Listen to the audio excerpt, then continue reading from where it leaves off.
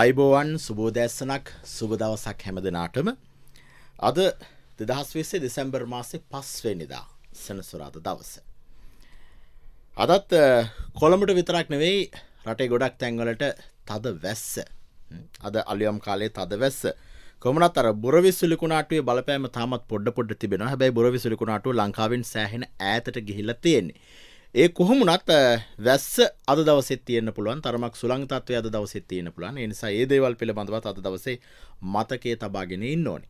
ඒ අතරේ මතකේ නැත් නොකළ යුතු දේ තමයි COVID-19. COVID-19 වලින් ආරක්ෂා වෙන්න ඔබ කළ යුතු දේවල් ටික අද දවසෙත් ඒ විදිහටම කරන්න අවශ්‍යයි. මුවාවරණය පැළඳීම, දුරස්ථභාවය පවත්වා ගැනීම, නිතර අත්සේදීම මේ සියල්ල අද දවසේත් කළ යුතුයි. ඒ සියල්ල අතරේ අද අපි සුභාරතියෙන් සාකච්ඡා කරන්නේ COVID-19 හමුවේ වරාය සංචාරක හා ගුවන් සේවාංශයන්හි ඉදිරි වැඩපිළිවෙල පිළිබඳව. ඒ සඳහා හේතුව තමයි අද දවසේ වරාය හා නාවික කැබිනට් අමාත්‍යාංශය, සංචාරක කැබිනට් අමාත්‍යාංශය, එතකම ගුදම් පහසුකම්, බහලුම් මංගන, වරාය සැපයුම් පහසුකම්, බෝට්ටු හා නැව් කර්මාන්ත සංවර්ධන රාජ්‍ය අමාත්‍යාංශයත්, ගුවන් සේවා හා අපනයන කලාප සංවර්ධන රාජ්‍ය අමාත්‍යාංශය කියන අමාත්‍යාංශවල වැය ශීර්ෂයන් පිළිබඳ විවාදය අද දවසේ ශ්‍රී ලංකා පාර්ලිමේන්තුවේදී පැවැත්වෙනවා. ඒ නිසා එය නිමිති කරගෙන අද දවසේ අපි කොහොමද වරාය හා නාවික අමාත්‍යාංශයත් සංචාරක අමාත්‍යාංශයත් මේ ඉදිරි වර්ෂය සඳහා තිබෙන සැලසුම් විශේෂයෙන්ම COVID-19ත් එක්ක කොහොමද ඒ සඳහා සූදානම් වෙන්නේ කියන කතිකාවට අද අපි සුභාරතී ඉඩ කඩ වෙන් කරගන්නේ. ඒ සඳහා අද අපි ආරාධනා කළා සංචාරක අමාත්‍යාංශයේ ලේකම් සිරිපාල හෙටිආරච්චි මහත්මයාට. අයිබෝවන් සුබෝදෑසනක්. අයිබෝවන්. එතකම අපි ආරාධනා කළා වරාය හා නාවික අමාත්‍යාංශයේ ලේකම් UDC ජයලාල් මහත්මයාට. අයිබෝවන් සුබෝදෑසනක්. අයිබෝවන් සුබෝදෑසනක්. අපි සාකච්ඡා පටන් ගමු සංචාරක අමාත්‍යාංශයේ ලේකම්තුමන්ගෙන් සිරිපාල හෙටිආරච්චි මහත්මයාගෙන්. සිරිපාල හෙටිආරච්චි මහත්මයා මේ COVID-19ත් එක්ක රටේ ආර්ථිකයේ කුඳුනාරටිය වගේ තිබ්බ සංචාරක කර්මාන්තය කඩාගෙන වැටලා තිබෙන්නේ. ඒ නිසා මේක ආයිත් පණ ගහලා ගන්න වැඩේ රජයට තිබෙන බරපතල අභියෝගයක්. කොහොමද මේ COVID-19ත් එක්ක සංචාරක කර්මාන්තය යලි නගා සිටුවීම සඳහා අමාත්‍යාංශයක් විදිහට තිබෙන වැඩපිළිවෙල අපි එතනින් පටන් ගත්තොත්. ඔව් කිව්ව වගේම COVID-19ට කලින් අත් වශයෙන්ම මේ අපිට පාස්කු ප්‍රහාරය සමග සංචාරක ව්‍යාපාරය යම්කිසි ආකාරයක පසුබෑමක් සිද්ධ වුණා 2019 වර්ෂයේ. ඒක යම්කිසි ආකාරයකට ක්‍රමවත් වීගෙන යනකොටම තමයි මේ කොවිඩ් වසංගතයෙන් ඇවිල්ලා සංචාරක ව්‍යාපාරය මුල් අවස්ථාවේ කියන්නේ මේ පාස්කු ප්‍රහාරයත් සමග මේක බලපෑවි ලංකාවට විතරයි. නමුත් කොවිඩ් වසංගතයත් එක්ක සංචාරක ව්‍යාපාර ලෝකයේම සංචාරක ව්‍යාපාරය අඩාල වුණා. නමුත් ඒක ඊටාම දැඩිව ශ්‍රී ලංකාවට බලපෑවා. මොකද ශ්‍රී ලංකාවේ විශාල ජනතාවක් සංචාරක ව්‍යාපාරයෙන් යැපෙන නිසා. ඒ බව අපිට ඊටාම තහවුරුනේ මේ පාස්කු ප්‍රහාරයත් සමග. ඒතකොට අපි තේරුම් ගියා කොයිතරම් ප්‍රමාණයක්, ඒ කියන්නේ අපිට ඍජුව පේනවට වැඩි අපි දකින්නේ හෝටල් කර්මාන්තය සහ ඒ ආශ්‍රිත අනිකුත් සංචාරක බස් රථ වගේ දේවල් පමණයි අපිට පේනෙන්නේ. නමුත් මේකෙදී අපිට තේරුම් ගියා කොයිතරම් මුල් බැහැගෙන කොච්චර දුරකට මේක ව්‍යාප්ත වෙලා තියෙනවද කියලා සංචාර ව්‍යාපාරය. ඒ කියන්නේ තරුපයේ හෝටල් එක්කම ගම්බද තියෙන සාමාන්‍ය සංචාරක සේවා සපයන ආයතනත්, ඒ වගේම ගමේ තැඹිලි වෙලෙන්දත්, ඒ වගේම මොන හරි යම්කිසි ආකාරයක සිහිවට්න විකුණන නැත්නම් සාරියක් හරි රෙදි වෙරළේ විකුණන අය, නැත්නම් සංචාරක අපි කියන වෙන සියලුම අයට ත්‍රිවිල් රියදුරන්ට ඇතුළු සියලු දෙනාට මේක දැඩිව බලපෑවා. ඉතින් ඒ නිසා ඒකට යම්කිසි ආකාරයක සහන වැඩපිළිවෙලක් ශ්‍රී ලංකා රාජ්‍ය විසින් ලෑස්ති කළා. විශේෂයෙන්ම මේ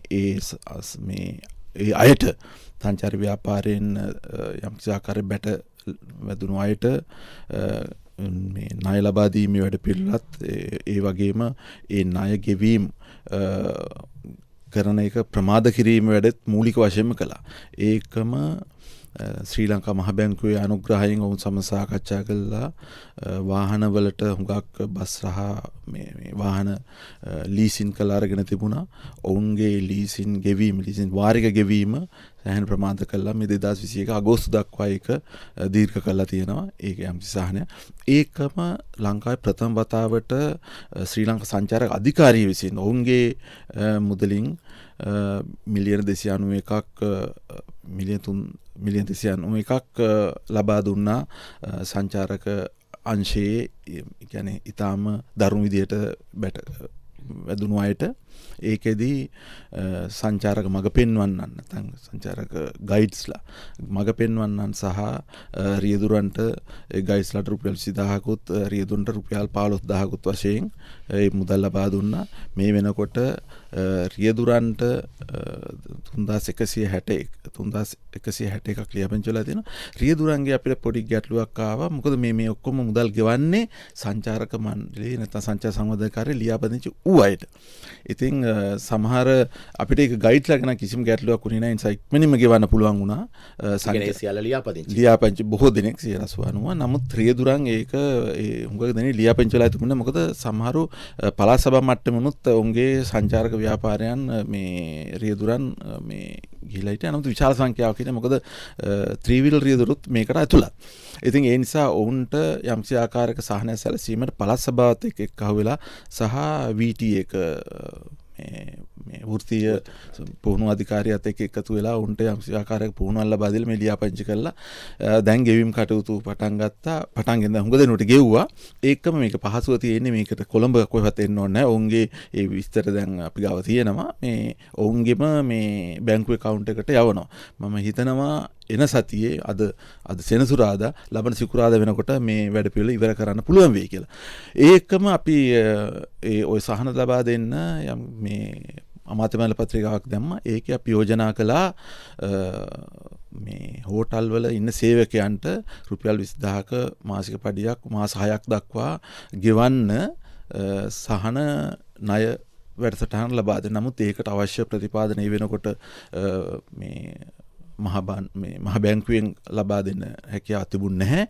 ඒ නිසා ඒක අපිට භාණ්ඩාගාර තුලින් ලබා ගන්න සිද්ධ වුණා. නමුත් ඒ වෙනකොට බජට් එක නොතිබුණ නිසා නොතිබුණ වෙන් කිරීමක් කරගන්න අපහසු වුණා. නමුත් ඒකටත් මේ බජට් එක මේ අයවැය යටතේ මේ ලබා දෙන්න යම්කිසි සහනයක් ලෑස්ති කරලා තියෙනවා. ඒ තමයි මේ වෙනකොට මේ දැන් සති දෙකකට විතර කලින් අත්සන් කළා ADB ආසියානු සංවර්ධන බැංකුව සමග ගිවිසුමක් මේ මුදල් අමාත්‍යාංශයේ ඒ යටතේ මිලියන 200කට ආසන්න මුදල US ඩොලර් මිලියන 200කට ආසන්න මුදලක් හම්බ වෙනවා. මේ දෙසැම්බර් මාසයේ වෙනකොට ඒ මිලියන 50ක් ලබා දෙන්න මේ මහා භාණ්ඩාගාරය දැන් කටයුතු කරනවා. මම හිතනවා මේ මහා භාණ්ඩාගාරයේ කියපු තොරතුරු අනුව තව සති දෙකකින් කියන්නේ ලබන සතිය විතර වෙනකොට පත්තරේ 10යි මේ කියන්නේ වාණිජ්‍ය බැංකු 10ක් කරා ඒ ණය මුදල ලබා දෙන්න. ඉතින් අපි දැනටම අපේ සංචාරක ව්‍යාපාරයේ තසෙල් සහ ස්ලයිටෝ කියන්නේ හෝටල් වලට සම්බන්ධ අයත් අවුට්බවුන්ඩ් මේ කියන්නේ මේ සංචාරක මෙහෙවන ආයතන වල සංවිධාන ඒ දෙකේ අයට අපි දැනුම් දීලා තියෙනවා. මේක මෙහෙම එකක් එනවා. ඒ නිසා දැම්මම සමාජිකයන් ලෑස්ති කරලා අවශ්‍ය මූලික පියවර අරන් තියන්න. එතකොට ප්‍රමාදයකින් තොරව මේ මාසය තුලම ඒ කියන්නේ දෙසැම්බර් මාසය තුලම ඒ අවශ්‍ය ණය මුදල් ලබා ගන්න පුළුවන් වෙයි කියලා. හොඳයි. සංචාරක අමාත්‍යාංශය විශේෂයෙන්ම මේ සංචාරක ව්‍යාපාරයට COVID-19 එක තිබෙන ගැටලුව පිළිබඳව අපි කතා කළේ. ඒ සඳහා යම් සැලසුම් තිබෙනවා. අපි දීර්ඝ වශයෙන් කතා කරමු ලේකම්තුමනි ඉදිරියේදී. දැන් වරාය හා නාවික අමාත්‍යාංශයේ ලේකම් UDC ජයලාල් මැතිතුමනි. දැන් සංචාරක කර්මාන්තයේ යම් තරමකට නැවතුණා. යම් තරමකට නැවතිලා 90ක් 95ක් විතර. හැබැයි ඔබතුමන් අමාත්‍යාංශයේ දරන වරාය නාවික අමාත්‍යාංශයේ කටයුතු නවත්තන්න බෑ COVID-19 කියලා අඛණ්ඩව කරගෙන යා යුතුයි. නැත්නම් රටට එන බාණ්ඩ ටික එන්නේ නැතුව යනවා. රට ජාත්‍යන්තරයත් එක්ක තිබෙන සම්බන්ධතා ටික බිඳ වැටෙනවා. ඒ නිසා කොහොමද වරාය හා නාවික අමාත්‍යාංශයේ මේ COVID-19ත් එක්ක මේ කළමනාකරණ කටයුත්ත කළේ UDC ජයලාල් ලේකම්තුමනි? සුබෝදෑසනක්. මම හිතන්නේ අපේ වරාය හා නාවික අමාත්‍යාංශයේ ප්‍රධාන ආයතන 3ක් පවතිනවා. ශ්‍රී ලංකා වරාය අධිකාරිය, ඒ වගේ වෙළඳ නාවික ලේකම් කාර්යාලය සහ ලංකා නාවික සංස්ථාව. මෙම ආයතන තුනෙන් වරාය නාවික අමාත්‍යාංශයේ ක්‍රියාත්මක කරනු ලබන ශ්‍රී ලංකා වරාය අධිකාරිය මගින් තමයි අපරට තියෙන සියලුම වරායල් පාලනය කරනු ලබන්නේ. අපි කවුරුත් දන්නවා මේ වෙන විටත් ශ්‍රී ලංකාවෙත් ඒ වගේම සමස්ත ලෝකයේම පවතින COVID-19 තත්ත්වය පැවතුනත් වරාය කටයුතු අපි අඛණ්ඩවම පවත්වා ගැනීම අවශ්‍යතාව පවතිනවා. විශේෂයෙන්ම රටක ආර්ථිකයට ඉතා විශාල කාර්යභාරය ක්‍රියාත්මක කරන්නේ ශ්‍රී ලංකා අපගේ වරාය වරායවල මගින්. ඒ නිසා ඇත්ත වශයෙන්ම අපේ නිසා කොවිඩ් තත්ත්වයේ තිබුණත් පැය 24 පුරාවටම ඒ වරාය කටයුතු අපි පවත්වනම සඳහා අපිට ක්‍රියාත්මක කරන්නට අපිට සිදු වෙනවා. ආර්ථිකයේ ආනයන අපනයන කටයුතු රටට බඩු පැමිණීම රටින් බඩු යාම හැමදෙයක්ම සිදු ලබන්නේ විශාල වශයෙන් නැවුමකින්. ඒතොර ඒ නිසා මේ කටයුතු අඛණ්ඩවම ක්‍රියාත්මක කළ යුතුයි. ඒ නිසා අපි මේ පිළිබඳව කොවිඩ් තත්ත්වය පිළිබඳව අවධානය යොමු කරවමින් ඉස්සදා අවශ්‍ය විවිධ සෞඛ්‍ය පහසුකම් ලබා දෙමින් ගරු අමාත්‍යතුමා ඒ වගේ වරාධිකාරී සභාපතිතුමා ඇතුළු අධ්‍යක්ෂ මණ්ඩලය සියලුම නිලධාරීන් කැපවීමෙන් ඒ කටයුතු ක්‍රියාත්මක කළා. එතකොට පැවිදිතර පුරාවටම කොවිඩ් තත්ත්වය පැවතුනත් අපි වරාය කටයුතු අපි අඛණ්ඩව ක්‍රියාත්මක වුණා. ඒක පැයක් අපි ඒ කටයුතු නවත්වීමක් අපි කළේ නැහැ. සියලුම කටයුතු අඛණ්ඩව අපි ක්‍රියාත්මක ලබනවා. ඒ අවශ්‍ය පහසුකම් ඒ සෞඛ්‍ය පහසුකම් මුනිසිපල් ලබා දී කටයුතු ක්‍රියාත්මක කළා. ඒ වරාය කටයුතු අඛණ්ඩව අපි ක්‍රියාත්මක කරා. විශේෂයෙන්ම අපි පැවිදිතර පුරාවට ක්‍රියාත්මක කරනු ලබන මෙහි මධ්‍යස්ථානයක්. ගරු අමාත්‍යතුමාගේ උපදෙස් පරිදි අපි පාත්‍ර ලබනවා වරාය අධිකාරිය තුල. ඒ සම්බන්ධයෙන් අවශ්‍ය විවිධ ගැටලු ඒ සම්බන්ධයෙන් අපි සොයා බලමින් කටයුතු ඒ ක්‍රියාත්මක ලබන්නේ. ඒ තුලින් නැව් විශේෂයෙන්ම නැව් පැමිණීම නැව් පිටත් කර වැවීම ඒ වගේම බඩු බෑම් කටයුතු ප්‍රතිඅපනයන කටයුතු සෑම කටයුතු පිළිබඳව අපි නිරන්තරයෙන් සොයා බැලීම ක්‍රියාත්මක කළා. මොකද මේ විශාල සියක සංඛ්‍යාවක් පවතින ස්ථානයක් ශ්‍රී ලංකා වරාය කියලා කියන්නේ වරාය අධිකාරිය විශාල සියක සංඛ්‍යාවක් ඉන්නවා. කොළඹ වරාය විශාල සියක සංඛ්‍යාවක් ඉන්නවා. ඒ විශාල සියක සංඛ්‍යාවට අපිට අත්‍යවශ්‍ය මුහුණ පාන සිදු වුණා. ඒ කොවිඩ් තත්ත්වය තුළ යම් රෝගීන් වාර්තා වීම යම් අවස්ථාවල සිදු වුණා. ඒ නිසා විශේෂයෙන් සම්බන්ධ අපේ විවිධ ක්‍රියාමාර්ග අපිට ගන්න සිදු වුණා. සෞඛ්‍ය අවශ්‍ය උපදෙස් ලබා දී මේ පිළිබඳව තව තවත් සොයා බලලා ලබා දී කොට ක්‍රියාත්මක ලබන්න. ඒ තුලින් අපිට පුළුවන් වුණා විශේෂයෙන්ම අපි සේවිකයන් දිරිමත් කරන්න. ඒ වැඩ පිළිවෙල ක්‍රියාත්මක කළා. ගරු අමාත්‍ය උපදෙස් පරිදි ඒ සම්බන්ධයෙන් සාකච්ඡා කරලා ඒ සේවකයන් ලබා දිය යුතු යම් යම් දිරිදී ඒ වගේ යම් යම් මෙයා දිරිගැන්වීමක් කළා තමයි කටයුතු පවත්වන ගියේ. ඒ නිසා කොවිඩ් තත්ත්වයේ පැවතුනත් අපිට වරාය කටයුතු පැය 24 පුරාවට අපි මේ වෙනිට අඛණ්ඩව අපි ක්‍රියාත්මක ලබනවා. අපි පිළිගන්න යම් යම් ප්‍රමාදයන් සිදු වුණා. පොයත් සමහර අවස්ථාවලදී කලින්ට වඩා එසේක සංඛ්‍යා අඩු වීම තුල සමහර අවස්ථාවලදී අපිට යම් ප්‍රමාදයන් සිදෙන්න පුළුවන් නැවක ඒ බඩු බාම් කටයුතු නැව ඒ වගේම නැවකට වරට ඇතුළු තියෙන අවස්ථාවන් ලබන ප්‍රමාදයන් වුණත් අපි ඒවා වළක්වලා ගනිමින් ඒ කටයුතු ක්‍රියාත්මක කළා. මේ විතර ක්‍රියාත්මක ලබනවා. ඒතොස් ඒ නිසා මෙහි මෙදරිය ඒ ක්‍රියාත්මක තුල අපිට පුළුවන්කම ඇති වුණා ඒ කටයුතු හොඳින් පාලනය කරගෙන ලබන්න.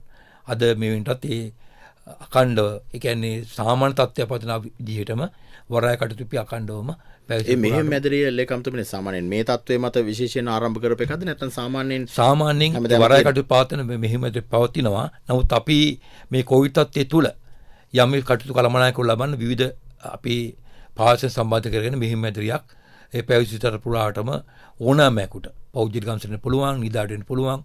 ඒ තමයි පස් නිදිපත් අවස්ථා ලබා දීන් අපි මෙහෙම මැදිරියක් ආරම්භ කිරීමක් කළේ තමයි කළමනාකරන කරේ. හොඳයි. දැන් COVID-19ත් එක්ක වරාය හා නාවික අමාත්‍යාංශයත් සංචාරක අමාත්‍යාංශයත් මුහුණ දීලා තිබෙන තත්ත්වය තමයි මේ අපි කතා කළේ. දැන් සංචාරක අමාත්‍යාංශයේ ලේකම්තුමනි සිරිපාල හෙටිආරච්චි මැතිතුමනි අපිට හැමදාම රට වහගෙන ඉන්න බෑ. දැන් රට යම් තරමකට අපි දැන් ඇරලා තියෙන්නේ. අපි COVID-19 කියන අර්බුදයත් එක්ක ජීවත් වෙන්න වෙලා තියෙනවා. ඒ නිසා අපිට සංචාරක කර්මාන්තයත් ওই විදිහට හැමදාම වහගෙන ඉන්න බෑ. සංචාරකයන්ට අපේ රට ඇරලා දෙන්න වෙනවා. නැත්නම් අපේ රටේ ප්‍රධාන ආදායම් මාර්ගයක් බිඳ වැටෙන්නේ. ඒ නිසා සංචාරක කර්මාන්තයේ යලි ආරම්භ කිරීම සඳහා මොකක්ද තිබෙන වැඩපිළිවෙල? කොවිඩ් වසංගතය පටන් ගැනීම සමගම මේ පිළිබඳව අපි සාකච්ඡා කළා. ඒකෙදී අපි මුලින්ම පැහැදිලි කළා මේ විශේෂයෙන්ම ලොකු මේ හුඟක් දුර සාකච්ඡා කළා අපි කොවිඩ් වළක්වා ගැනීමේ ඒකට පත් කරලා තියෙන බලකායත් එක්ක කාර්යසාධක බලකායත් එක්ක සාකච්ඡා කළා. ඒ අනුව පසුගිය මාස 5 තුලම මේකට අවශ්‍ය කරන කොහොමද මේ සංචාරක ව්‍යාපාරයට මේ රට මේ අරින්නේ කොහොමද කියන එක ගැන අපි අවශ්‍ය මූලික දේවල් ගැන සාකච්ඡා කරලා යම්කිසි ආකාරයක ගයිඩ්ලයින් එක නැත්නම් උපදේශ මාලාවක් සකස් කළා. දැන් ඒකේ 98ක් විතර සකස් කරලා ඉවරයි. ඉතින් මේක දිගින් දිගටම සාකච්ඡා වුණා යම් යම් අවස්ථාවන් යටතේ. දැන් මුලින්ම තිබුණේ අපිට කොවිඩ් ගැන තිබිච්ච තත්ත්වයන් මත සාකච්ඡා කළා. එතකොට මේ තිබුණේ අපිට PCR ටෙස්ට් පමණයි. නමුත් දැන් අපි පෙරේදා දැන් දවස් දෙකකට කලින් සාකච්ඡා කළා මේ සම්බන්ධව ගරු අමාත්‍ය ප්‍රසන්න රන්දුංග මහත්මයාත් ඒකම මේ සෞඛ්‍ය අමාත්‍ය පවිත්‍ර වන්‍යාචි මැතිණියත් ඒකම අලුතෙන්පත් වූ සුදර්ශනී ප්‍රන්පුලි මැතිණියත් සමග ඒ දේශපාලන අධිකාරියත් එක්කම අපේ සංචාරක අංශයෙන් ගත්තාම අමාත්‍යාංශයේ නිලධාරීන් අධිකාරී ඊට අමතරව මේ සංචාර ව්‍යාපාර සම්බන්ධ හෝටල් හා මේ මෙහෙවන ආයතන වල ප්‍රධානීන් ඒකම අනිත් පැත්තෙන් සෞඛ්‍ය අංශයේ කට්ටියක දීර්ඝ සාකච්ඡාවක් කළා. ඉතින් ඒකට සෞඛ්‍ය ලේකම්තුමන් සහභාගී වුණා. ඒකෙදි අපි දිගින් දිගට සාකච්ඡා කළා. මොකද දැන් මෙයාලා එක්ක ඒක සෞඛ්‍ය අංශයක කතා කරලා අපි අවශ්‍ය වැඩපිළිවෙල ඔක්කොම සකස් කරලා තියෙනවා. දැන් ගුවන්තොටුපළ ගත්තොත් ගුවන්තොටුපළ වහලා නැහැ. ගුවන්තොටුපළේ මේ කාර්යයන් සිද්ධ වෙනවා. නමුත් වහලා තියෙන්නේ මේ සංචාරකයන් එක විතරයි. නමුත් ගුවන්යාන පැමිණීම නැත්නම් පිටරට කට්ටිය වෙන ඒක වෙනවා. ඉතින් දැන් ඒකට මේ ASL නැත්නම් අපේ ගුවන් සේවා සමාගමේ සභාපතිතුමත් සහභාගී වුණා. එතකොට එතුමා කියන්නේ මට කියනවා නම් පැය 24ක් ඇතුළත අපි අරින්න සූදානම්. ඒ කියන්නේ ගුවන්තොටුපළ ඕන වෙලාවක ඒ අවශ්‍ය ඒ සූදානම තියෙනවා. ඉතින් දැන් සෞඛ්‍ය අංශයෙන් තමයි මේකට යම් මේ ප්‍රමාදයන් තියෙන්නේ. අපේ පැත්තනොත් අපි ඔක්කොම සියලු දෙනාම මොකද දැන් හෝටල් ක්ෂේත්‍රයට අපි දැන් ඔය කිව්වේ යම් කිසි සහන දුන්නයි කියලා දිගින් දිගටම මේ ආණ්ඩුවට මේක කරගෙන යන්න බෑ. ඉතින් අපි ඒක හොඳින්ම දන්නවා. ඒ නිසා හෝටල් අංශයෙන් කියන්නේ අපිට ණය හෝ ආධාර වුණ අපි කවදාත් එහෙම මේ වෙච්ච අංශයක් නෙවෙයි. අපිට මේක ටිකක් හරි මේක කරන්න දෙන්න. ඉතින් ඒ අනුව අපි සකස් කළා වැඩපිළිවෙල. දැන් ඒකට මේ වෙනකොට අද උදේ 10ට ඊට පස්සේ ඒ රැස්වීම තීරණය කළා. ඒ අංශ දෙකෙන් කට්ටිය දාලා මේක තවදුරටත් වෙන්න ඕනේ මොකද්ද කියන එක තියෙනවා. දැන් කරන්න ඕන වැඩපිළිවෙල ඇස්ති කරලා තියෙනවා. අපිට යම් සීමාවන් තමයි දැන් තියෙන්නේ. එතකොට ඒකෙදී සෞඛ්‍ය අංශ කියන්න ඕන දැන් අපි බලාපොරොත්තු වෙන්නේ මූලික වශයෙන් දවසට සංචාරයන් 300ක් වගේ ප්‍රමාණයක් ගන්න. දැන් ඕන තරම් කට්ටිය ඉන්නවා. එතකොට 300ක් වගේ ගේන්න. එතකොට කොහොමද අපි මේ PCR ටෙස්ට් කරනවද නැත්නම් ඇන්ටිජන් ටෙස්ට් එක කරනවද?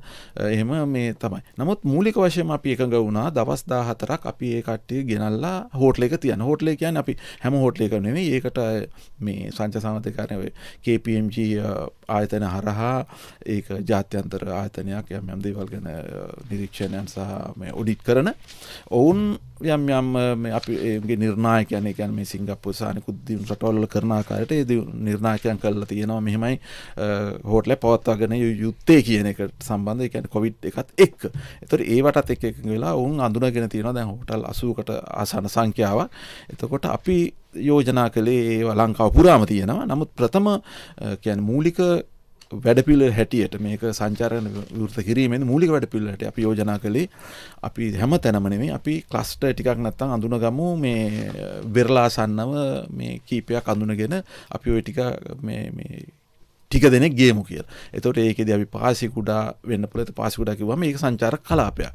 ඒ වගේ මේ අපි අඳුනගත්තා කීපයක් අපි නෙමෙයි අතන අපි කිව්වා මේ හෝටල් ව්‍යාපාරයේ අයට එහෙම අඳුනගන්න කියලා කියන්නේ හෝටල් සම්බන්ධව තියෙන තසෙල් කියලා මේ හෝටල් ව්‍යාපාරිකයන්ගේ මේ සංවිධානයේ අපි තසෙල්ට කිව්වා මේ අඳුනගන්න. ඒ අනුව වුන් ඒ වගේ ක්ලස්ටර් 3-4ක් අඳුනන. ඒතකොට මේ ක්ලස්ටර් එකට ආවහම අපි දැන් එයාපෝට් එක නැත්නම් ගුවන්තොටුපළෙන් ආවහම ඒ එන්නත් ඕනේ පැය 70 කට කලින් මේ PCR ටෙස්ට් කරලා මේ කට්ටිය තමයි එන්නේ.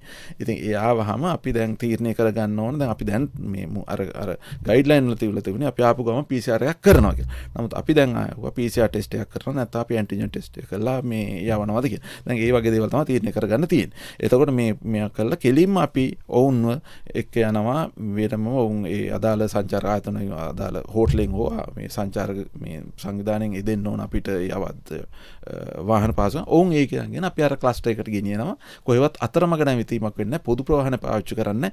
ත්‍රෝන් ගිහිල්ලා ඒ හෝටලේ තමයි නතර වෙන්නේ. එතකොට මේ හෝටලේ නතර වුණාම ඒකට අවශ්‍ය ගයිඩ්ලයින් තියෙනවා. ඔවුන් දවස් 5කට පස්සේ PCR ටෙස්ට් එකක් කරන්න. ඒවකට තිබිච්ච ගයිඩ්ලයින් අනුව අපි සකස් කරලා තියෙනවා.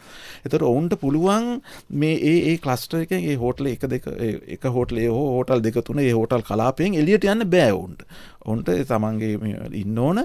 එතකොට නමුත් ඔවුන්ට කියන්නේ ඉරේලිය සහ මුහුද මේ එන්ජොයි කරන්න පුළුවන්. ඒක මේ එක ජීවත් වෙන්න පුළුවන්. ඒක තමයි දවස් 14ක් වෙන රටකින් ඇවිල්ලා එක කාමරයකින් ඉන්නකොට ප්‍රායෝගික නැහැ. ප්‍රායෝගික නැහැ. ඒක කාමරේ නෙවෙයි. නමුත් හෝටලේ අවටාව දෙනවා. නමුත් ඒ හෝටල් සීමාවෙන් එළියට යනවා. අපි ඒකටත් වැඩ පිළිවෙලක් සකස් කරනවා. කොහොමද ඒක කරන්නේ මේ කියලා හෝටලෙන් එළියට. ඒ ඉන්න සේවකයන්ටත් මේ හෝටලේ ඉන්න උන්ට එළියට යන්න බෑ. උන් දවස් 14 ඇතුළත ඉන්න ඕන. ඒ වගේම ඊට පස්සේ ඒ හෝටලෙම පහසුකම් දෙන්න ඕන. උන්ට තවත් 14 නිරෝධානය වෙන්න. මේ හෝටල් සේවකයන්. එතකොට මේ හෝටලෙන් අපි පාවිච්චි කරන්නේ 75%යි කාමර වලින් පාවිච්චි කරන්නේ. මොකද ඊටු ටික අනෙක් අවශ්‍යතාව සඳහා උන් නවත්තන්න සහ හදිසියේ අපි කෙනෙක් අඳුනගත්තොත් හරි මොකක් හරි අතරතුර ඒ කියන්නේ දැන් ඊට පස්සේ ඇවිල්ලා දවස් 14 ඉන්න අතරේ දවස් 5කින් 6කින් ආයෙ ටෙස්ට් එකක් කරන. ඒතකොට යම්කිසි ආකාරයක මෙහෙම ඒ සිම්ප්ටම්ස් තිබිලා අඳුරගත්තොත් එහෙම කියලා මේ හුදකලා කරන්න වෙනම ඒ නිසා අවශ්‍ය කාමරත් වෙන් කළා තමයි ඒ 75%ක් තමයි පාවිච්චි කරන්න කියලා කිව්වේ. ඉතින් ඒ දවස් 14 හිටියට පස්සේ ඒ දවස් 14 ඉන්න ඕන අනිවාර්යෙන්. මොකද මේ අපි වීසා දෙනවා දවස් 14 තමයි වීසා දෙන්නේ. එතකොට ඒ වැඩසටහනට වීසා එකත් එක්කම වීසා දැන් අපි ඔන්ලයින් වීසා දෙන්නේ නැහැ. මේ ඔන් අරයිවල් වීසා දෙන්නේ නැහැ. ඔන්ලයින් ගන්න පුළුවන්. ඒකෙදි දවස් 14 නතර වුණා මේ දවස් 14 වීසා ගාතු අය කරන ගමන්ම අපි මේ වැඩසටහන සකස් කරලා තියෙනවා. ඔවුන් වෙනුවෙන් ඔය මේ PCR ටෙස්ට් කරන්න අවශ්‍ය මුදලත් යම්කිසි ආකාරයක ඔවුන්ට රෝගයක් හැදුනොත් ඒ නඩත්තු කරන අවශ්‍ය මේ ඉන්ෂුරන්ස් නැත්නම් රක්ෂණයත් ඒ ගාම අය කරගන්න. ඒ නිසා මේක රජයට වැබරක් වෙන්නේ නැහැ. මේ එන සංචාරකයා තමයි ඒ වියදම දරන්නේ. ඉතින් ඊට පස්සේ දවස් 14න් පස්සේ ඒ හෝටල් අපි කියන පළවෙනි මට්ටමේ හෝටල් කියලා. ඊට පස්සේ මේ දවස් 14න් පස්සේ මේ ටෙස්ට් කළාට පස්සේ මොනවද නැත්තම් ඔවුන්ට යන්න පුළුවන් කාණ්ඩ වශයෙන් අපි උන් අවශ්‍ය කියන යාලට යන්න ඕන එහෙමයි සීග්‍රට යන්න ඕන එහෙමයි. නමුත් ඔවුන් අපිව මේ එළියට මේවා කරන්න බලාපොරොත්තු වෙන තවත් 14න් පස්සෙත් ඒක තමයි දැනට අපි එකඟ වෙලා තියෙන. කියන්නේ සාමාන්‍ය සමාජයත් එක්ක මුහු වෙන්නේ නැහැ. මුහු වෙන්න දෙන්නේ නැහැ කියන පදනම මත තමයි ඉන්නේ. මොකද ඒ එන්නෙත් දවස් 14ක් ඉන්න ඒ බලාගෙන ඒ එන්නේ සාමාන්‍යයක් අපි කියනවා හයි එන්ඩ් කියලා නැත්නම් ටික වියදම් කරන්න පුළුවන් යම් කිසි මට්ටමක ආර්ථික ස්ථාවරයක් තියෙන අය. ඉතින් ඒ නිසා අපි බලාපොරොත්තු වෙනවා ඔවුන් කීයටවත් මේ කොවිඩ් එක මේ ලංකාවට එන එකක් නැහැ කියලා. ඉතින් ඒ යම්කිසි ආකාර එහෙම වුණොත් ඒ යම්කිසි ආකාර කොවිඩ් වැළඳුනා කියලා අඳුනගත්තොත් අපි ඕන් රජයේ මේ රෝහල් වල නෙමෙයි අපි වෙනම කතා බහ කරගෙන තියෙනවා KDU එකේ මේ කොතලාවල ආරක්ෂක විද්‍යාපීඨයේ රෝහලේ ඒ නමත් ගන්න. මොකද ඒ ගෙවන්න අවශ්‍ය ඔක්කොම ඒකට අවශ්‍ය ඔවුන් ප්‍රවාහනය කරන්න ඇම්බියුලන්ස් ඒවට අවශ්‍ය ඔක්කොම ආවරණය වෙනවා. රක්ෂණයෙන් ආවරණය නිසා මේ ආණ්ඩුවට ප්‍රශ්නයක් වෙන්නේ නැහැ. ඒ කියන්නේ රජයට බෑබරක් වෙන්නේ නැහැ. ඔක්කොම අපි ලෑස්ති කරලා තියෙන ඒ විදිහට. ඉතින් අපි දැන් මේ අද තියෙන රැස්වීමෙන් යම්කිසි ආකාරයක තීරණයක් ආවොත් ලබන සතිය වෙනකොට ඒ අපි නැවත වතාවක් දේශපාලන අධිකාරියත් එක්ක සාකච්ඡා කරලා නිර්දේශන කරනවා. ඉතින් ඒකෙදි අපි මේ හෝටල් කට්ටිය සහ සංචාරකයන්ගේ ඒ අදාළ මේ කට්ටිය ඉල්ලා හිටියේ ව්‍යාපාරික ඉල්ලා හිටියේ. මොකද ජනවාරි පළවෙනිදා විවෘත කරනවා නම් පොඩ්ඩක් කල්ැතුව මේක කියන්න ඕන. මොකද එතකොට තමයි අපිට මේ දැන් ඉස්සරහට යන ශීත කාලයේ අවශ්‍ය. මොකද හුඟක් යුරෝපියන් එන්නේ ශීත කාලයත් එක්ක ලංකාවට. මේ ඒ නිසා ඒකේ උපරිමය ලබා ගන්න පුළුවන් වෙයි කියලා. ඉතින් අපි බලාපොරොත්තු වෙනවා සෞඛ්‍ය බලධාරීන් මේකට යම්කිසි ආකාරයක ධනාත්මක ප්‍රතිචාරය දක්වයි කියලා. මොකද හුඟක් රටවල් දෙමේ වෙනකොට ඒ විදිහට යම් මේ නියමයන් එක්ක දැන් ක්‍රියාත්මක වෙනවා. විවෘත කරලා මාලදිව නැත්නම් අමුදින් ක්‍රියාත්මක වෙනවා. තායිලන්තේ සිංගප්පූරු දැන් අද බහරේන් හුඟක් මැද පෙරදිග රටවල් ඒ වගේ තුර්කිය ඒ වගේ රටවල් මේ විදිහටම දැන් ක්‍රියාත්මක ආරම්භ කරලා තියෙනවා. හොඳයි. UDC ජයලාල් ලේකම්තුමනි වරායහ නාවික අමාත්‍යාංශය. දැන් අපිට කොවිඩ් කියලා බොහෝ දේවල් නොකර ඉන්න බෑ. දැන් කොළඹ වරායේ විශේෂයෙන්ම පර්යන්තවල ඉදිකිරීම විශේෂයෙන්ම ජය බහලුම් පර්යන්තය වගේ දේවල් ඒ ඉදිකිරීම වගේ දේවල් සිද්ධ වෙනවා. කොහොමද කොළඹ වරාය ඒ සංවර්ධන කටයුතු සහ එතනින් පරිබාහිරව තිබෙන අනිකුත් වරායන් වල ජැටි ආදී දේවල් කරමින් ඒවා සංවර්ධනය කිරීමේ කටයුතු කොහොමද සිද්ධ වෙන්නේ? දැන් ඇත්තටම අපි කොළඹ වරාය ඒ සංවර්ධන කටයුතු අපි ක්‍රියාත්මක ලබනවා. මේ තත්ත්වය පැවතියත් ඇත්ත වශයෙන්ම අපි අනුව කොළඹගේ මේන විට ජය බහලු පර්යන්තේ JCD5 ඒ පර්යන්තය වැඩ අපි ආරම්භ කිරීමක් කළා. ඒකට ඇත්ත වශයෙන්ම මේ ව්‍යාපෘති දැන් මේන විට අපි ආරම්භ කළා. JCD5 අධියර දිවැඩියුණු කිරීමට අපි ආරම්භ කිරීමක් අපි කළා. ඒ වගේ ඇත්ත වශයෙන්ම වරාය ශ්‍රී ලංකා වරාය අධිකාරිය ආදායම් උපයන ආයතනයක්. ඒ ආදායම් උපයන ආයතනයක් වශයෙන් ඒ විවිධ ඒ සංවර්ධන කටයුතු ඒ වගේම විදේශ ණය සහ ආධාර මත ඒ ආධාර ලබාගෙන ජැටි සංවර්ධන කටයුතු ඒ වගේම කොළඹ උතුරු වරාය සංවර්ධන කටයුතු ඒවා කොළඹ දකුණු වරාය සංවර්ධන කටයුතු දැන් මේකට ඒ ක්‍රියාවත් පවතිනවා යත් දෙන්නේ කරවමින් ඒ වගේ කටයුතු ක්‍රියාත්මක වීම ඒ වගේම අපි දකින්න දැනට නැගෙනහිර ඒ බහලු පර්යන්තයේ කටයුතු දැන් මේ විට අපි ඒ ජැටිය ආරම්භ ඉදිකලා තියෙනවා මීටර් 445 ප්‍රමාණයක්. මොකද ඒ නිසා අත්වශයෙන්ම දැන් අතීතයේ තිබුණේ මේ වරායට ගාක් අපේ තිබුණා ගැටලුවක් අපේ වරායේ ගැඹුර ප්‍රශ්නේ. මොකද වර්තමානයේ අපි දකිනවා ලෝකයේ පවතින ප්‍රවණතාවය අනුව අත්වශයෙන්ම දැන් විශාල නෞකා තමයි අත්වශයෙන්ම පැමිණෙන්නේ. ඒ නිසා මේ නෞකා පැමිණෙනකොට ඒ අවශ්‍යතාවය තියෙනවා අත්වශයෙන්ම ගැඹුරු ප්‍රමාණය. දැන් අපේ කලින් තිබුණේ මීටර් 13ක් පමණ මීටර් 14ක් පමණ ගැඹුරු පර්යන්ත තිබුණේ. නමුත් අතට අපිට CICT ACGT එනකොට ඊට වඩා ගැඹුරු පර්යන්ත අපිට ලැබුණා. ඒ වගේ ECT ඒ පර්යන්තය දැන් අපි ඉදිකිරීමක් කරලා තියෙනවා මීටර් 400 පමණ ප්‍රමාණයක්. ඒකත් ඒ ගැඹුරු පර්යන්තයක්. ඒ නිසා ඒ වගේ ECT පර්යන්තය තව තියෙනවා මීටර් 1320 දක්වා දික් කරන්න. ඒතකොට ඒ අනු සඳහා අතවශයෙන්ම පසුගිය රජයේ ඒ සම්බන්ධයෙන් යම් යුතුයමක් අස්නා කරලා තිබුණා. ඉන්දියාව සහ ජපානය සමග. ඒ වගේම කියලා තිබුණා ණය මුදලක් කරාගෙන ලබාගෙන ජපානයෙන් ඒ ජැටිය දිනු කරන්නට කියලා වෙලා. නමුත් වර්තමාන රජයේ බලපෑතුන පස්සේ ඒ ණය නොගැනීම කියන ගන්න නැහැ කියලා තීරණ කරගෙන විශේෂයෙන්ම ආයෝජකයෙක් තුලින් ඒ ජැටි සංවාදික සඳහා කටයුතු ක්‍රියාත්මක දැනට සාකච්ඡා කරලා පවතිනවා. විශේෂයෙන්ම අමාත්‍ය මණ්ඩලය මගින් සඳහා කමිටුවක් පත් කරලා තිබුණා සාකච්ඡා කරන්න. ඒ බලාපොරොත්තු ලබන්නේ ආයෝජක හඳුනාගෙන. ඒ ආයෝජක හඳුනාගෙන ශ්‍රී ලංකාව වරාය අධිකාරියට අයිති තබාගෙන ඒ ආයෝජන තුලින් ඒ ජැටි සංවර්ධනයට තමයි බලාපොරොත්තු ක්‍රියාත්මක ලබන සඳහන් අපි ඒ සාකච්ඡාවට පවතු ලබනවා.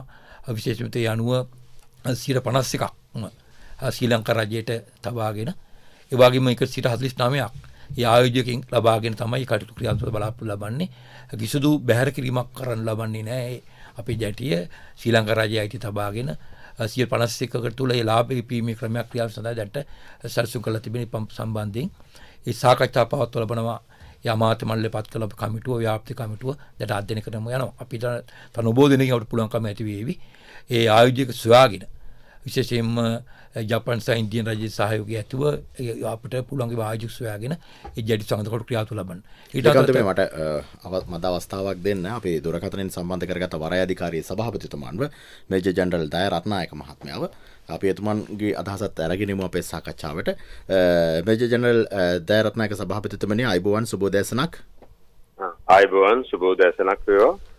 දැන් සභාපතිතුමනි අපේ ලේකම්තුමන් UDC ජයලාල් මහත්මයා යම් තරමකට සඳහන් කරමින් හිටියා වරාය හා නාවික අමාත්‍යාංශයේ විදිහට විශේෂයෙන්ම ශ්‍රී ලංකා වරායේ ඉදිරි ගමන් මඟ පිළිබඳව ඉදිරි සංවර්ධන ක්‍රියාදාමයන් පිළිබඳව. දැන් වරාය අධිකාරියේ සභාපතිවරයා විදිහට අපි ඔබතුමන්ගෙන් දැනගන්න කැමතියි කොහොමද වරාය අධිකාරියේ ඊළඟ වසර ඊළඟ කාල පරිච්ඡේදය සඳහා තිබෙන සූදානම කියන කාරණාව. සන්තෝෂයි විනාඩි කිහිපයක් ආගෙන හිටියා අපේ ලේකම්තුමා හොඳින් ඒක පැහැදිලි කරා. ඉතින් තවදුරටත් කියනවා නම් අපි ප්‍රථමයෙන්ම කියන්න ඕනේ මේ පහුගිය ඒක දේශපාලන කතාවක් නෙමෙයි ලේකම්තුමාත් පැහැදිලි කරන්න ඇති පහුගිය වසර 5ක් පමණ කාලයක් තුළ මේ වරාය කොළඹ වරායේ සංවර්ධන කටයුතු ඉතාමත්ම කනගාටුදායක ලෙස අඩපණ වෙලා තිබුණා. ඒ හේතුව නිසා මේ පත්වෙච්ච රජයට විශාල වරක් වුණා කොළඹ වරාය ජාත්‍යන්තර මට්ටමින් පවත්වාගෙන යාමට ඉතාම ඉක්මනින් කටයුතු කරන්න ඕන කියන දේ. ඒ අනුව මේ පෞගිය මාස ගාන තුල අපි ප්‍රධාන වශයෙන්ම තිබුණු ප්‍රශ්නය තමයි ලේකම්තුමත් පැහැදිලි කරා වගේ ඔය නැගෙනහිර පර්යන්තය ක්‍රියාන්විත තත්ත්වයට පත් කිරීම. ඒකේ ඒ තිබුණු කොටස මොකද වරායට තිබුණු ප්‍රධානම ප්‍රශ්නය තමයි අපට ඒ ධාරිතාවය කියන්නේ කැපැසිටි එක මදිකම අපේ ඉල්ලුමට අනුව සැපයුමක් දෙන්න බැරි ප්‍රශ්නය. ඒකට තමයි ප්‍රථමයෙන්ම අපි නැගෙනහිර පර්යන්තයේ ක්‍රියාන්විත තත්ත්වයට පත් කරේ. ඊට පස්සේ අපි දෙවනුව අපිට ඉක්මනින්ම කරන්න පුළුවන් වැඩේ තමයි අපට ජය බහලුම් පර්යන්තයේ පස්වෙනි කොටස ඉදිකිරීමට අවශ්‍ය සියලුම කටයුතු සූදානම් කරලා තිබුණා. නමුත් ඒකත් පහුගිය රජය විසින් කරන්න නැතුව තිබුණා.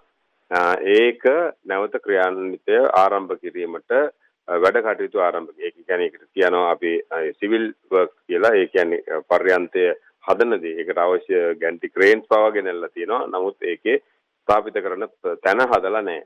ඒක හදන්න දැන් අපි ඇමතුමාගේ ප්‍රධානත්වයෙන් දැන්ට සතියකට ප්‍රථම ගිය සතියේ අපි ඒ කටයුතු ආරම්භ කරා. එතකොට ඒත් තව අවුරුද්දක් කමාරක් යන්න කලින් එහිත් කටයුතු අවසන් වෙනවා. එතකොට කොළඹ වරාය යම් මට්ටමකට දෙවනි අධියර ඉක්මනින්ම කරන්න පුළුවන් දේවල් තමයි මේ.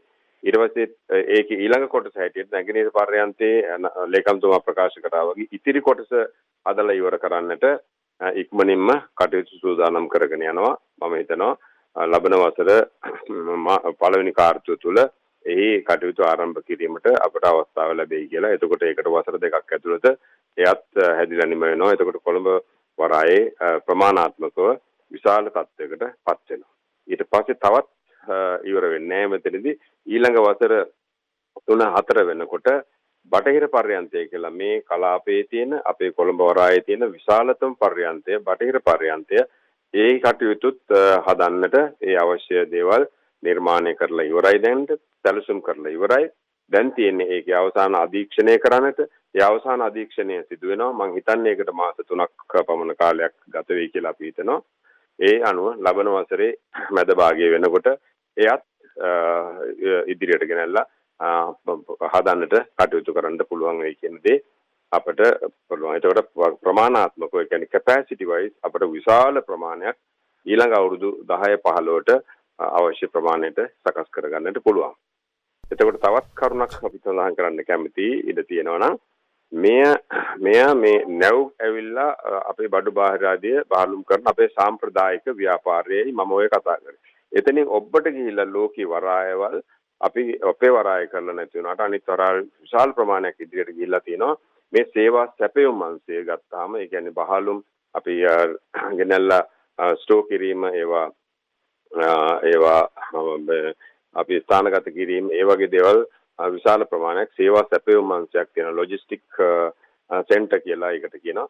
ඒවා හදන ඒවා දෙකක් අපි එකක් සාමාන්‍යයෙන් දල වශයෙන් ඩොලර් මිලියන 200ක වගේ මුදල් ප්‍රමාණයක් වැය කරලා දෙකක් හදන්න අපි සූදානම් කරලා තිනවා. ඉතිරි වසර 2-3 ඇතුළත ඒවා නිර්මාණය වෙනවා. මේක විශාල ව්‍යාපාරයක්.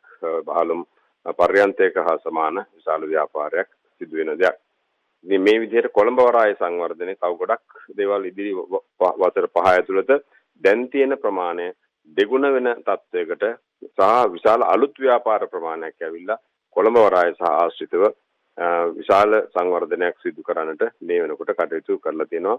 ඒ සඳහා රජයේ ජනාධිපතිතුමාගේ රජයේ ඇමතුමා ප්‍රමුඛ රජයේ අපේ ඇමතුමා සවලේකම් අපි සියලු දෙනාම එකතු වෙලා සෑහෙන ප්‍රයත්නයක් දරනවා. මේක ඉක්මනින් ඉෂ්ට කරන සමහර දේවල් මේ සැලසුම් කරන්න පවක් අවුරුදු 3-4 යන කාලේ ඒවා අපි මාස 6ට අවුරුද්දට සීමා කරලා අපි ඒවා විශාල පරිශ්‍රමයක් දාලා මේ වෙනකොට සැලසුම් කරන දේවල් අවසන් කරලා තියෙනවා. දැන් ඉදිරි ලබන අවුරුද්දේදී ඔය හැම දෙයක්ම ක්‍රියාන්විත තත්ත්වයට පත් කරන්නයි අපි සූදානම් කරලා තියෙන්නේ. හොඳයි, බොහොම ස්තුතියි. අපි සම්බන්ධ කරගත්තේ වරාය අධිකාරියේ සභාපතිතුමන් මේජර් ජෙනරාල් දය රත්නායක මහත්මයා. බොහොම ස්තුතියි ඔබතුමන්ට වරාය අධිකාරියේ ඉදිරිය පිළිබඳව පැහැදිලි කළාට.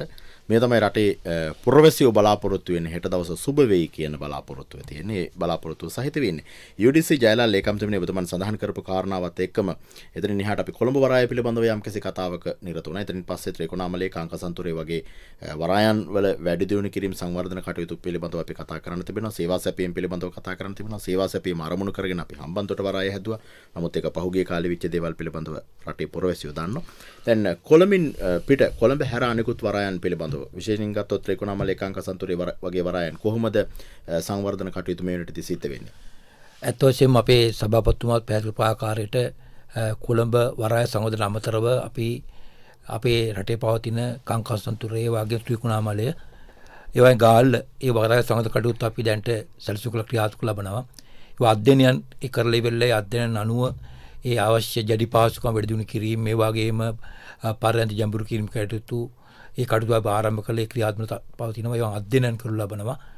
විශේෂයෙන්ම ගාල්ල වරාය සම්බන්ධ කරගෙන අපි රුවල් යාත්‍රා පහසුකම් ඇති ඒ වැඩි දියුණු කරන්න ඒ යාත්‍රාවල පහසු ලබා සැලසුම් ක්‍රියාත්මක කරන සඳහා අවශ්‍ය සැලසුම් සකස් කරලා යෝජනා හැඳින්වීම සඳහා අවශ්‍ය කටයුතු මේ වෙනුවට අපි සූදානම් කරලා තිබෙනවා.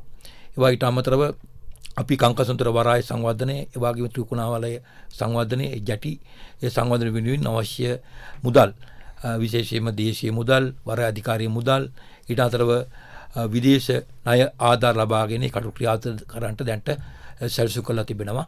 ඒතොර යනු අපි දකින්නේ අත වශයෙන්ම ඉදිරි වසර 15 කාලය තුල අවශ්‍ය සැලසුම් කොළඹ වරාය වාගේම තියෙන පවතින අපේ රටේ අනිකුත් වරායනුත් වැඩි දියුණු කරන්න මේ වෙනුවට අවශ්‍ය අධ්‍යයන කටයුතු දැන්ට අපි ආරම්භ කිරීමක් කළා තිබෙනවා. හොඳයි. අද අපේ වරාය හා නාවික අමාත්‍යාංශයේ සහ සංචාරක අමාත්‍යාංශයේ වැය ශීර්ෂයන් පිළිබඳ විවාදයේ පැවැත්වෙන නිසා සුභාරතය තුළ අපි අද සාකච්ඡා කරන්නේ COVID-19ත් එක්ක වරාය සංචාරක හා ගුවන් සේවාංශයන්හි ඉදිරි වැඩපිළිවෙල පිළිබඳව. දැන් ලේකම්තුමනි සිරිපාල හෙටිආරච්චි ලේකම්තුමනි, දැන් ඔබතුමන් කලින් මතු කළා වගේ අපි අර හොඳ සංචාරකයෝ ටිකක්, ඒ කියන්නේ වැඩියෙන් මුදල් වියදම් කරන සංචාරකයෝ ටිකක් ගෙන්වා ගැනීම සඳහා වැඩපිළිවෙලක් තියෙන්න ඕනේ.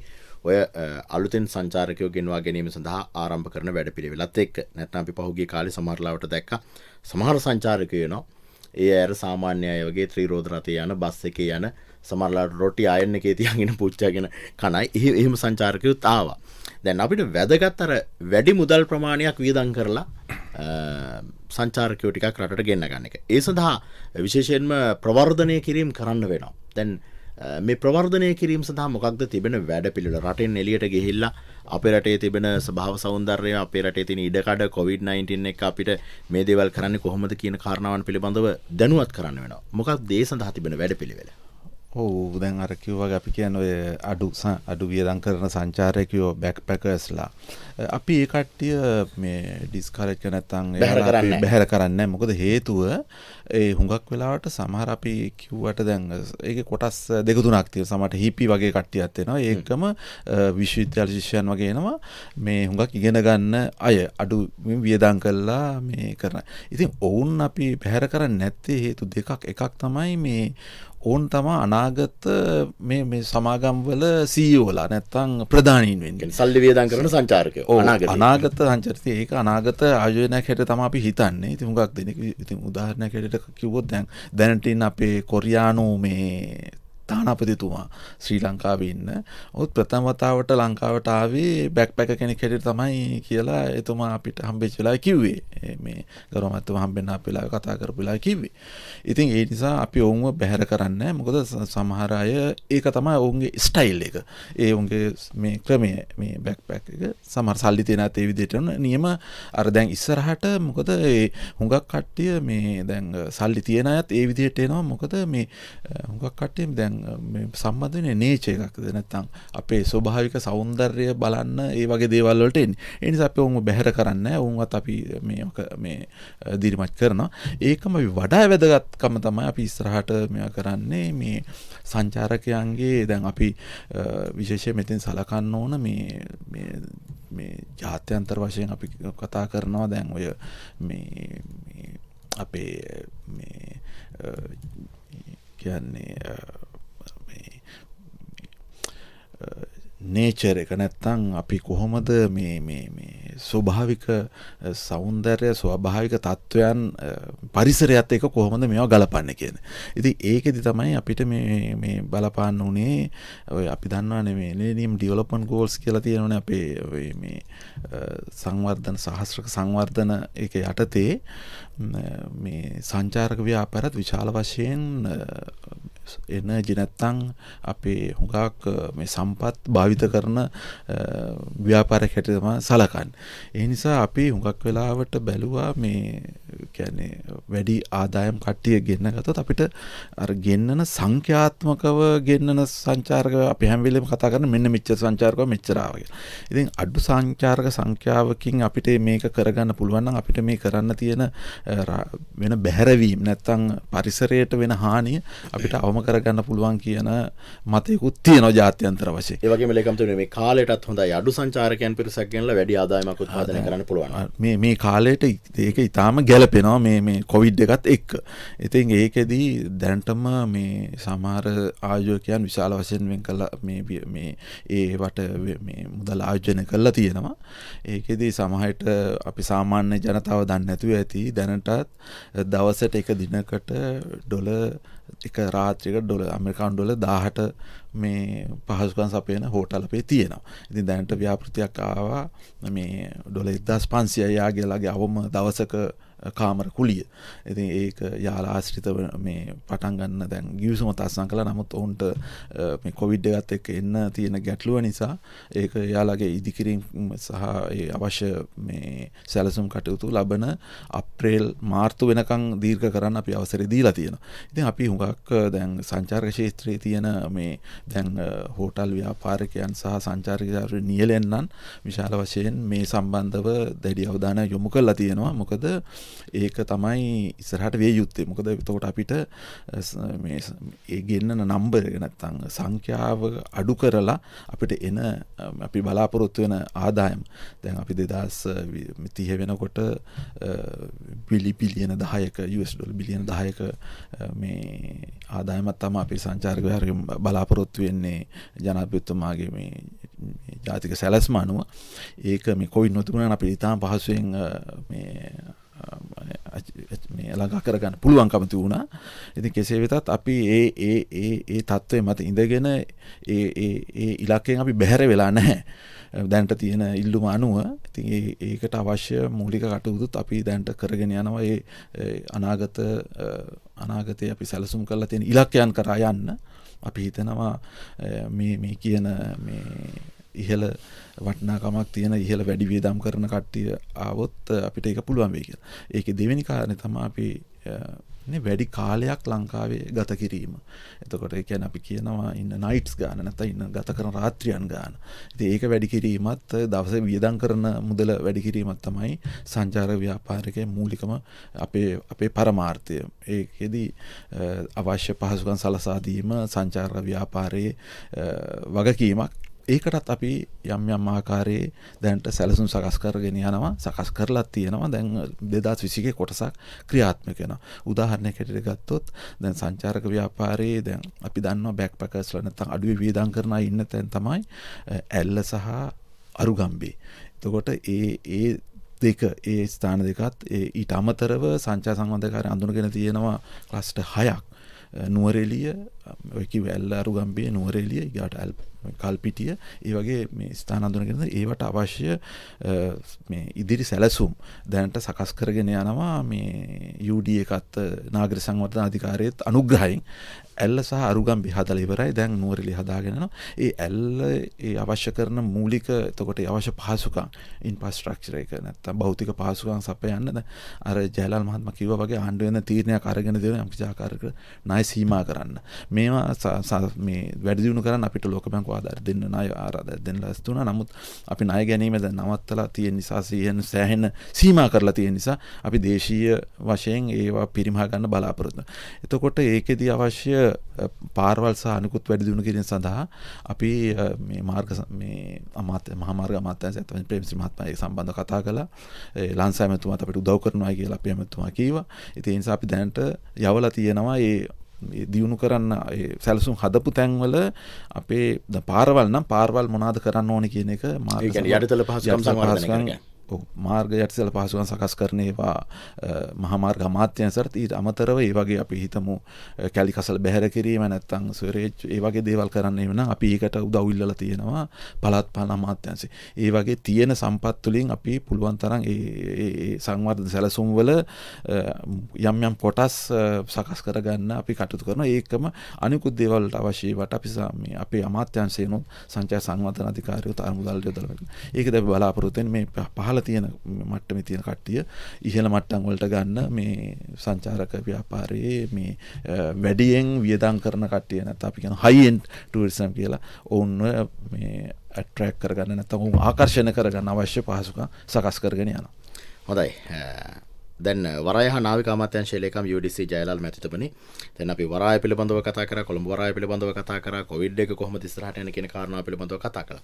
වරායත් එක්ක ගැට ගැහෙන තව ප්‍රශ්න කිහිපයක් තිබෙනවා. විශේෂයෙන්ම බහලුම් පිළිබඳව බහලුම් ගබඩා කිරීම පිළිබඳව ගුදාම් පහසුකම් පිළිබඳව දැන් මේ වගේ කාරණාවන් වලදී තිබෙන තදබදයන් පිළිබඳව ප්‍රශ්න ගණනාවක් තිබුණා පහුගිය කාල පරිච්ඡේදය තුළ.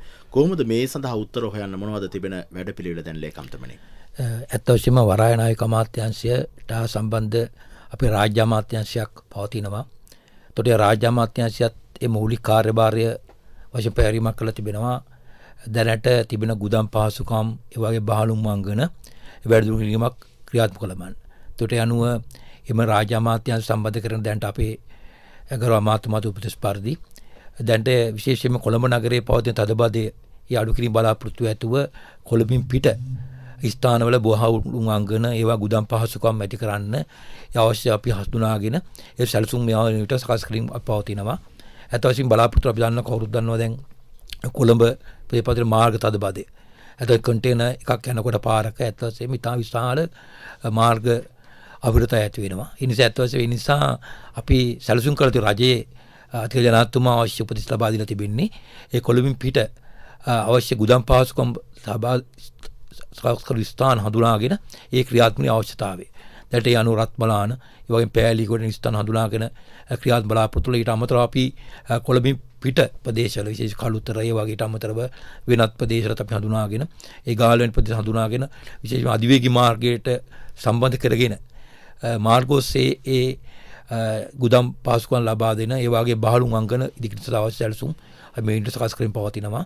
ඒ වගේමයි බලාපොරොත්තු වෙනවා විශේෂයෙන් දුම්රිය මාර්ග සම්බන්ධ කරන අවශ්‍ය බහලුම් යැයි ක්‍රමයක් අපි ක්‍රියාත්මක සැලසුම් කරු ලබන්න. එතකොට ඒ අනුව මේ වෙනටත් වරාය නායක අමාත්‍යාංශයත් ඒ වගේම රාජ්‍ය අමාත්‍ය සම්බන්ධ වෙමින් ඒ අවශ්‍ය පහසුකම් ඒ ක්‍රියාව සඳහා අපි ස්ථාන හඳුනගෙන ඉඩම් හඳුනගෙන බලාපොරොත්තු ක්‍රියාත්මක ලබන නිසා ඇත්ත වශයෙන්ම අපිට ඒ තුලින් පුළුවන් ඇතිවේවි මේ පවතින සමරස්තර කන්ටේනර් ගමන් කරන රටේ තාර තදබදේ අඩු කරන්න ඒවා ඊට අමතරව තියෙන ඒවට තියෙන පහසුකම් තවද වැඩි කරන්න ස්ථානයේ ගුදාම් පහසුකම් වැඩි කරන්න බාලු මංගන පහසු වැඩි කරන ප්‍රවස්ථාවක් උදා වෙනවා.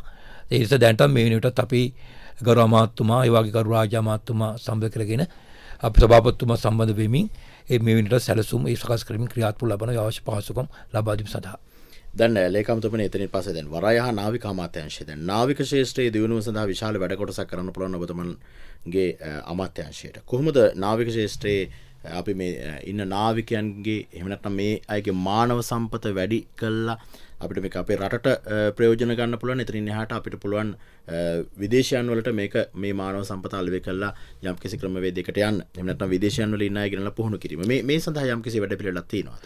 ඇත්තටම ඔබතුමා ඉතා හොඳ ප්‍රශ්නයක් මතු කළේ.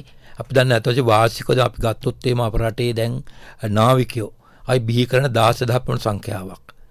ඒ නිසා ඇත්තටම අපි ඉලක්කයක් වෙනවා මේ නායකයන් ප්‍රමාණය වැඩි කිරීමක් කරලා ලබන්න.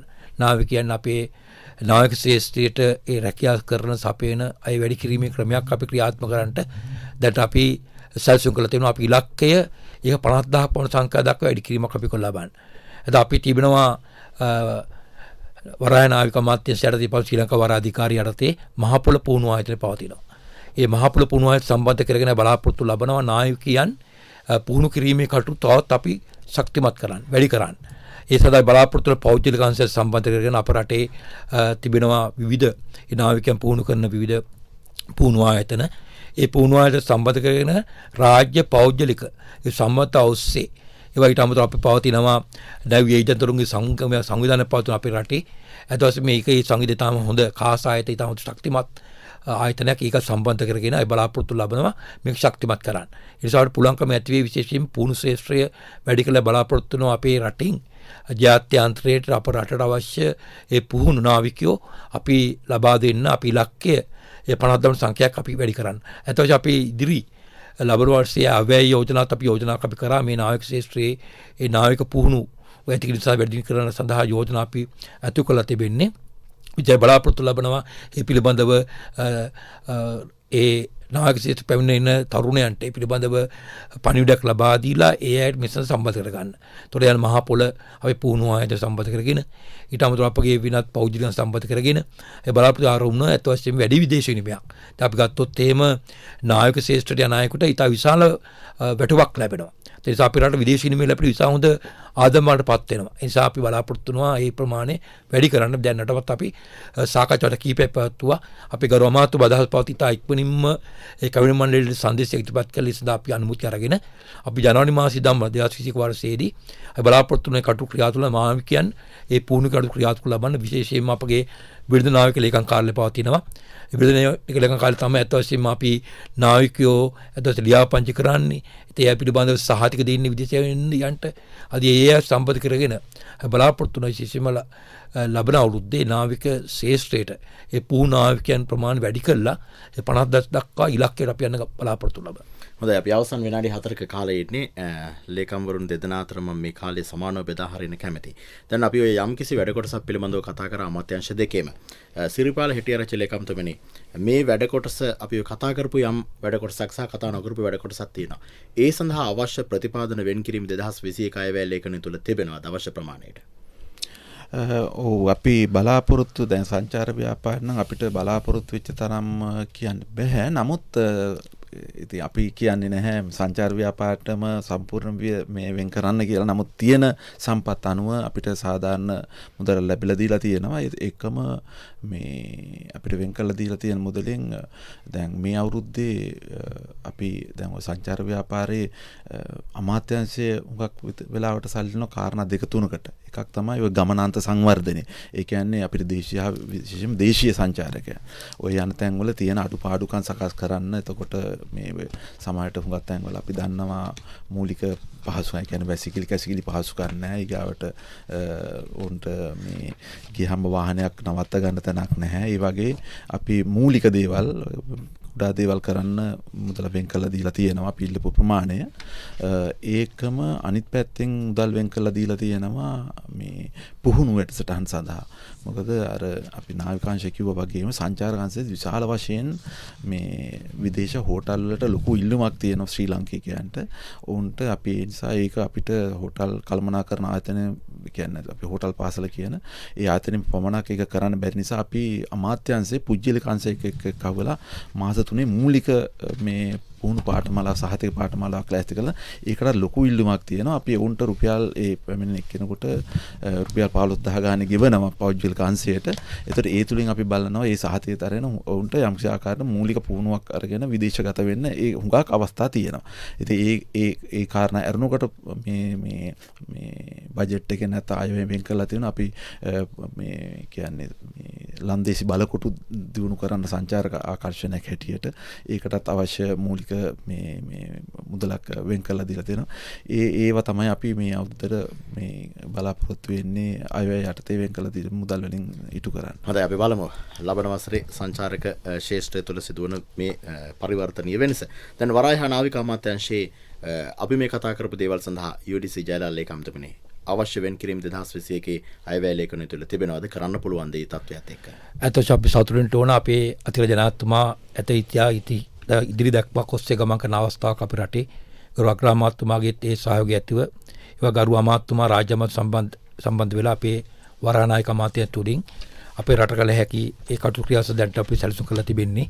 ඒ අනුව අපේ ඉදිරි 2021 අයවැය වෙනුවෙන් අවශ්‍ය මුදල් ප්‍රතිපාදන අපිට වෙන් කිරීමක් අපිට කරලා තිබෙනවා.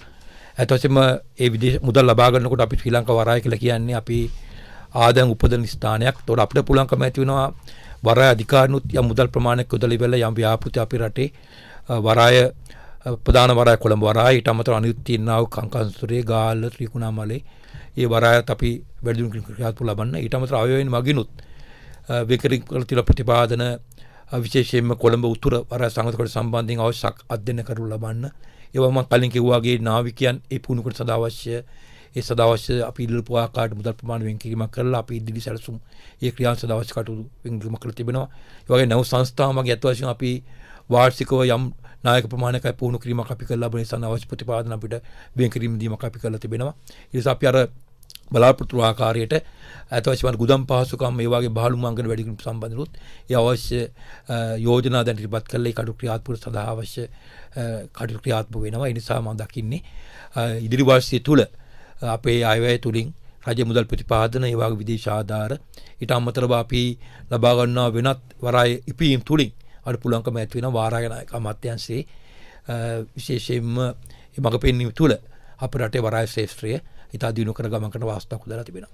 හොඳයි, යහපත් හෙට දවසක් පිළිබඳව අපේක්ෂා සහිතව වරාය සහ නාවික අමාත්‍යාංශයේ දෙසත් සංචාරක අමාත්‍යාංශයේ දෙසත් බලන්න පුළුවන්. එහි තිබෙන නවමු පරිවර්තනීය වෙනස්කම් එක රටේ හෙට දවසට රටේ ආර්ථිකයට මේ සක්‍රීය දායකත්වය ලැබෙන්නේ කොහොමද කියන කාරණාවත් එක්ක අද අපි සුභාර්ථයෙන් කතා කළේ COVID-19 හමුවේ වරාය සංචාරක හා ගුවන් සේවා ආයතනයන්හි ඉදිරි වැඩපිළිවෙල පිළිබඳව. අද අපේ සාකච්ඡාවට සහභාගී වුණා වරාය හා නාවික අමාත්‍යාංශයේ ලේකම් UDC ජයලාල් මහත්මයා. බොහොම ස්තුතියි ඔබතුමාට. බොහොම ස්තුතියි. ඒතකම සංචාරක අමාත්‍යාංශයේ ලේකම් තමන් සිරිපාල හෙටිආරච්චි මහත්මයාට බොහොම ස්තුතියි ඔබතුමාට. බොහොම ස්තුතියි අපි ආරාධනා කළාට. අද සුභාරතී අපේ නිෂ්පාදන කණ්ඩායම තාක්ෂණ සහාය ජගත් නවරත්න, නිෂ්පාදන සහාය නාදිකා ජයසේකර, නිෂ්පාදනය කළ පවිත්‍රා කේෂිනී නානායකාර, සම්බන්ධීකරණයේ සුධර්මිකා විජයරත්න, විධායක අධීක්ෂණයේ ඉන්දික ජයරත්න, මම ගයන් කෞශල් ජයවීර. අපි හෙට අතු දැසන 7ට මුණ ගැහෙනවා සුභාරතියෙන්.